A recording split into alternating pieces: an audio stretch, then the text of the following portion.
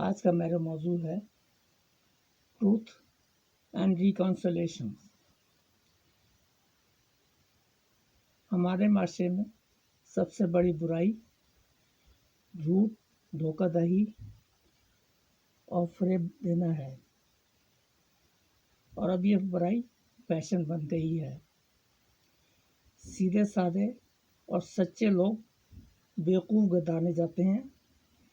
معاشرے میں ہر برائی کی بنیاد جھوٹ ہے، جو چھوٹی چھوٹی باتوں سے شروع ہو کر قتل و غارت گری تک جا پہنچتی ہے۔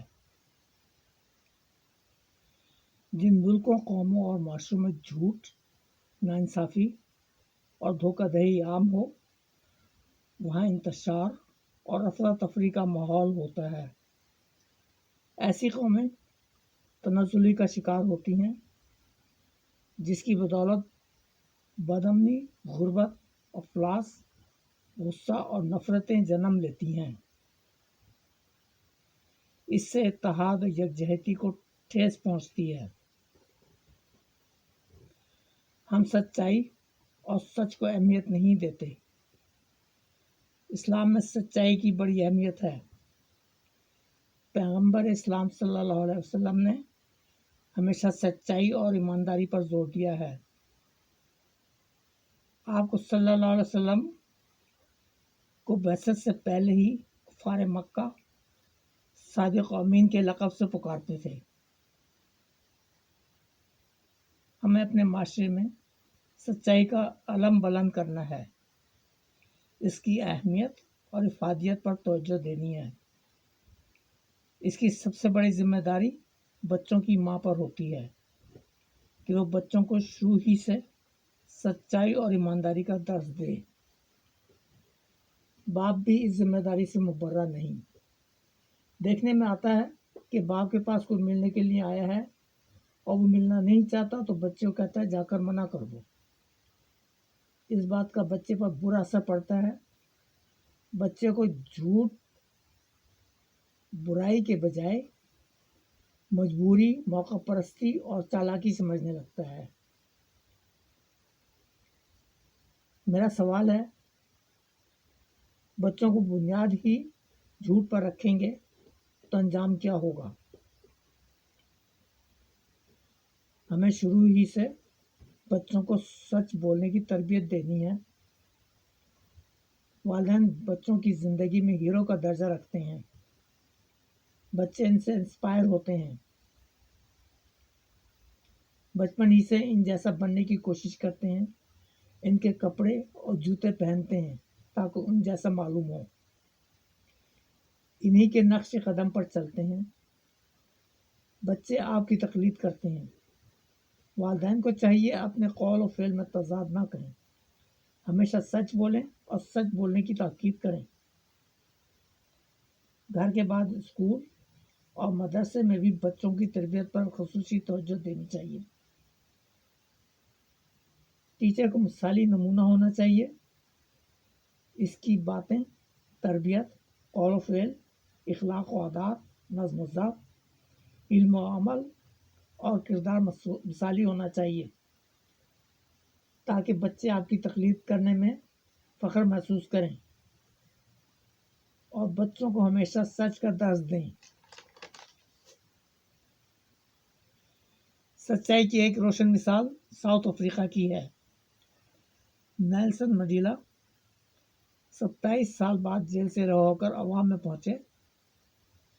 لوگوں نے اپنے حیرت لیڈر سے کہا، آپ ہمیں کوئی نصیحت کریں۔ آپ نے فرمایا، آج سے سچ بولنا شروع کر دو۔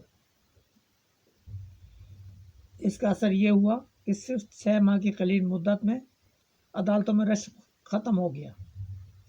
لوگوں نے جھوٹ بولنا اور جھوٹے دعوے کرنے چھوڑ دیے تو سارے جھگڑے ہی ختم ہو گئے، عدالتیں سنسان ہو گئیں۔ اس کا مطلب ہے سچ انصاف کی پہلی سیڑھی ہے۔ آفس اور بزنس میں بھی سچ کا دامن کبھی ہاتھ سے نہیں جانے دیں۔ دروغ گوئی اور جھوٹ کا سہارا لے کر لوگوں کے ساتھ چیٹنگ سے پرہیز کریں۔ सच बोलने से समाजी और माशरती बुराइयों से बच जाएंगे। आपके रिश्ते मजबूत होंगे, दूरियां और फासले ख़त्म होंगे,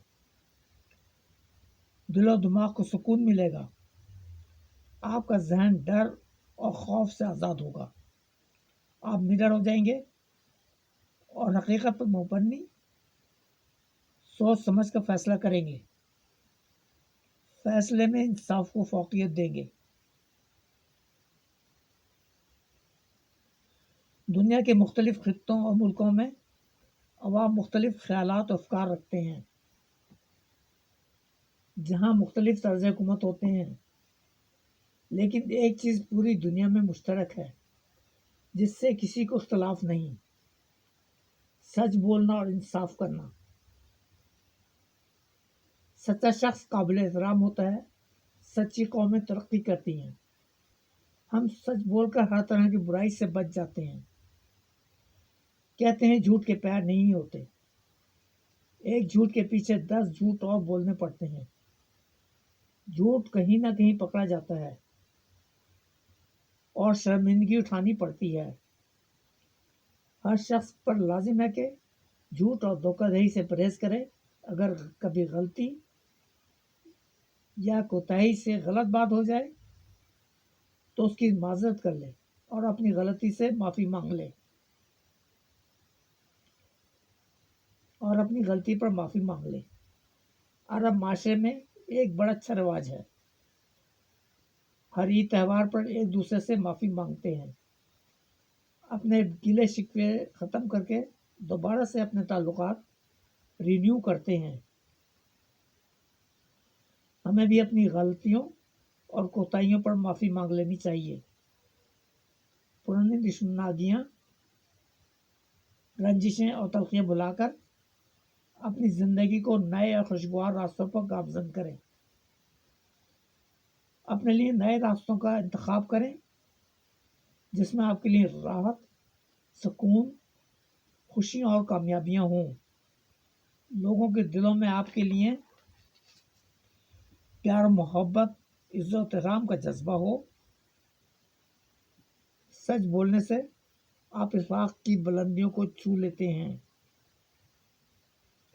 आप मुअज़्ज़िज़ीन बन जाते हैं, आपको मुनसिफ बना दिया जाता है, आपसे ख़ानदान और बरादरी के फैसले कराए जाते हैं और इन फैसलों पर मन और अन अमल किया जाता है। आइए हम सब मिलकर सच बोलने और इंसाफ से काम लेने का अहद करें और मुल्क और कौम को एक सेहतमंद माशरे, नेक और सीधे रास्ते पर गामज़न करने का अहद करें। शुक्रिया।